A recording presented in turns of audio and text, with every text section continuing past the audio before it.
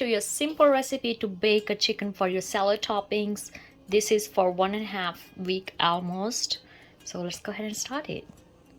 Some extra virgin olive oil just for bottom grease.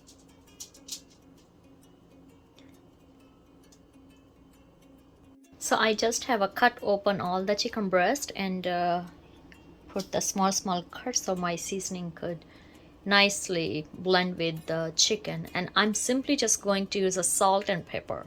There's no need to add any extra seasoning, especially this chicken is for salad topping. Alright, so here's the seasoning on the top. I'm going to put this in a oven 350 for 30 minutes and that will be done.